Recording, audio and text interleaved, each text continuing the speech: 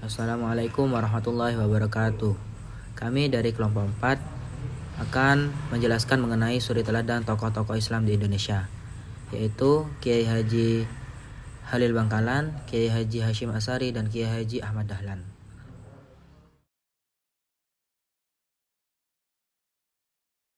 Penjelasan pertama yaitu mengenai biografi Kiai Haji Khalil Bangkalan yang akan dijelaskan lebih spesifik oleh Naufal Zaki. Kiai Muhammad Khalil atau yang dikenal sebagai Kiai Khalil Bangkalan adalah seorang ulama besar asal Bangkalan, Madura, yang lahir pada tahun 1820 dan wafat pada tahun 1925. Sejak kecil, beliau telah menghafal Al-Quran serta menguasai ilmu-ilmu dasar keislaman seperti nahwu dan shorof. Pendidikan awalnya ditempuh bersama ayahnya Kiai Abdul Latif, kemudian dilanjutkan kepada Kiai Kofal dengan mempelajari berbagai kitab klasik. Beliau juga menimba ilmu kepada sejumlah kiai di Madura dan Jawa, di antaranya di Pesantren Langitan Tuban, Pesantren Canggaan Bangil, Pesantren Darussalam Kebon Candi, Pesantren Sidogiri, serta di Banyuwangi. Setelah itu, Kiai Khalil melanjutkan studi ke Mekah dan mendalami ilmu qiraah sab'ah serta berguru kepada ulama-ulama besar seperti Imam Nawawi Al-Bantani dan Syekh Muhammad Khatib Sambas. Sepulang dari Makkah, beliau menikah dengan putri Raden Ludrapati dan mengabdikan hidupnya dalam dakwah serta pengajaran Islam. Selama hidupnya, Kiai Khalil menghasilkan beberapa karya penting, di antaranya Al-Matan Asy-Syarif, As-Shilah fi Bayan An-Nikah, dan Sa'adah Ad-Dharaini fi As-Sholati 'alan Nabi Ats-Tsaqalaini, yang menunjukkan peran besarnya dalam perkembangan keilmuan Islam di Nusantara. Kiai Khalil Bangkalan adalah ulama besar abad ke-19-20 yang menjadi guru para kiai Nusantara. Keteladanan beliau tampak dalam kesungguhannya menuntut ilmu sejak muda, berpindah-pindah pesantren meski dengan keterbatasan. Beliau hidup sangat sederhana, tetap rendah hati meskipun dihormati sebagai ulama besar. Dalam ibadah, Kiai Khalil sangat disiplin. Sering bangun malam untuk sholat dan zikir, sehingga menjadi teladan ketenangan dan kekuatan hati.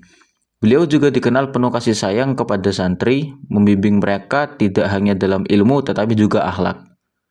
Ketegasannya dalam memegang kebenaran menunjukkan prinsip bahwa keberanian harus selalu disertai akhlak yang baik.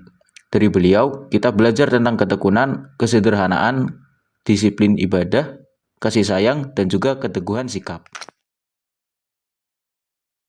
Biografi Kiai Hasyim Asy'ari.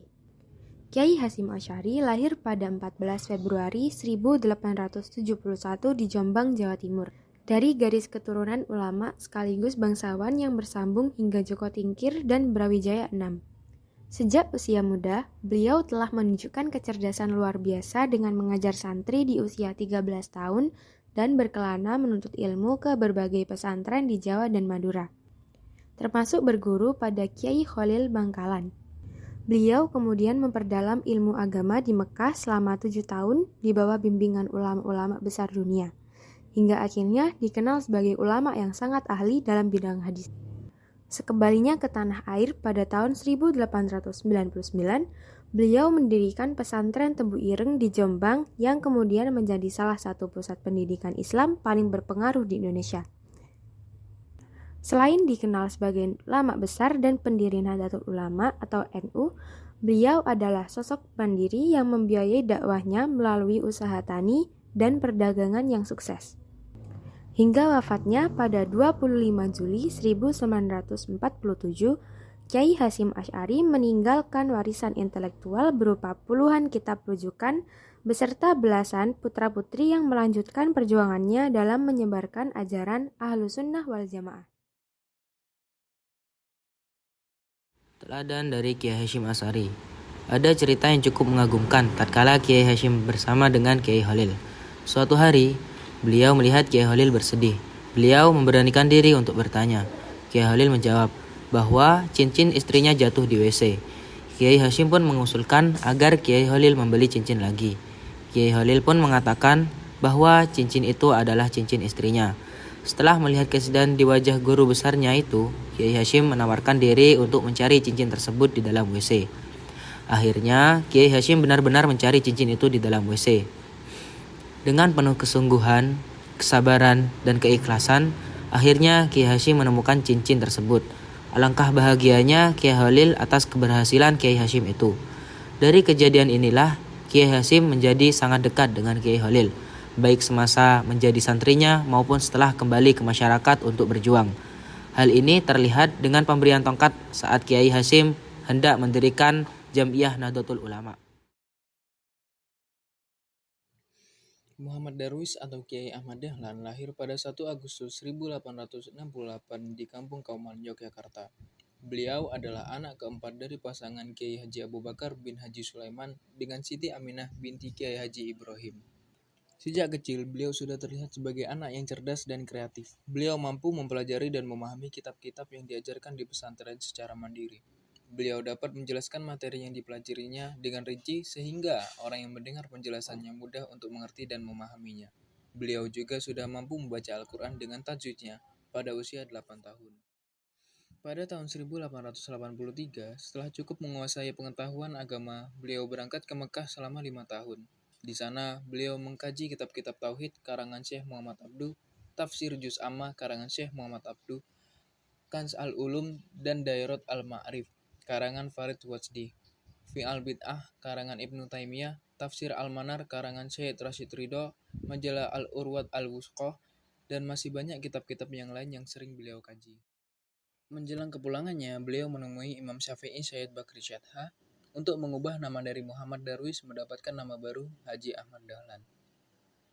Setelah kembali ke tanah air, beliau kembali menuntut ilmu dan belajar ilmu fikih dan nahwu kepada kakak iparnya, Haji Muhammad Soleh dan Kiai Haji Muhsin. Ilmu falak kepada Kiai Raden Haji Dahlan, hadis kepada Kiai Mahfuz dan Syekh Hayat. Ilmu qiraah kepada Syekh Amin dan Bakri Satok. Ilmu bisa atau racun binatang kepada Syekh Hasan. Beliau juga belajar kepada Kiai Haji Abdul Hamid, Kiai Muhammad Nur, Sosro Sugondo, Wedana Dwi Josewoyo, dan Syekh Jamil Jambe. Pada tahun 1903, beliau dan anaknya Muhammad Siraj berangkat ke Mekah dan menetap di sana selama 2 tahun. Beliau kembali ke Mekah untuk memperdalam pengetahuan agama. Di sana, beliau belajar secara langsung dari ulama-ulama Indonesia di Mekah, yaitu Syekh Ahmad Khotib Al-Minangkabawi, Kiai Mahfuz Termas, Kiai Muhtarom dari Banyumas, dan Kiai Asy'ari dari Bawean. Selama di Mekah, Kiai Haji Ahmad Dahlan juga bersahabat karib dengan Kiai Nawawi Al-Bantani, Kiai Mas Abdullah dari Surabaya, dan Kiai Fakih dari Mas Kumambang. Kiai Ahmad Dahlan ialah seorang yang memiliki gagasan pembaharuan. Beliau terpengaruh dengan gagasan dari Muhammad Abduh dan Syed Rashid Ridho. Bahkan beliau pernah mendiskusikan esensi dari gerakan pembaharuan kepada mereka berdua. Untuk memahami gagasan pembaharuan, beliau sering membaca majalah Al-Manar oleh Rashid Ridho dan Al-Urwat Al-Wusqah oleh Jamaluddin Al-Afghani. Kiai Ahmad Dahlan wafat pada 23 Februari 1923 dalam usia 55 tahun. Hari ini kita masih menyaksikan karya besar anak bumi putra ini. Beliau meninggalkan pesan bagi para generasi penerusnya di Muhammadiyah. Beliau mengatakan, hidupilah Muhammadiyah, jangan cari hidup di Muhammadiyah. Teladan dari Kiai Ahmad Dahlan. 1. Menciptakan masyarakat Islam yang sejahtera. Kiai Ahmad Dahlan menekankan bahwa kesejahteraan masyarakat dicapai melalui pelayanan yang nyata, yang terbagi dalam 3 bidang utama. Yang pertama, pendidikan. Beliau memperbarui sistem pendidikan Islam dengan menggabungkan sisi baik model pesantren atau tradisional dengan model barat atau klasikal. Materi tidak hanya soal agama, tetapi juga ilmu pengetahuan umum agar lebih terukur dan terarah. Yang kedua, sosial. Fokus pada aksi kemanusiaan dengan membangun rumah sakit, panti asuhan bagi anak yatim, dan rumah miskin. Beliau juga menggunakan media cetak, majalah atau buku dengan bahasa yang mudah dimengerti untuk menyebarkan pesan dakwah. Yang ketiga, ada keagamaan. Berusaha menghapus stigma bahwa Islam itu kolot dan bodoh. Beliau mengajarkan bahwa ilmu harus diamalkan dengan ikhlas agar membawa manfaat bagi masyarakat, yang terinspirasi dari pengajaran berulang surah Al-Ma'un. 2. Sinergi ilmu pengetahuan dan agama. Terdapat 3 hal pokok yang beliau tekankan. Yang pertama, pentingnya ilmu. Menganggap ilmu pengetahuan sebagai suatu yang wajib dipikirkan dan dipelajari secara serius. Kedua, kehausan akan pengetahuan. mencari pengetahuan baru tanpa memandang asal-usul kelompoknya untuk menghapus kebodohan universal. Yang ketiga, Al-Quran sebagai instrumen, mengatur kehidupan berdasarkan tuntunan Al-Quran untuk mencapai kedamaian. Sekian yang bisa kelompok kami sampaikan, kurang lebihnya mohon maaf. Assalamualaikum warahmatullahi wabarakatuh.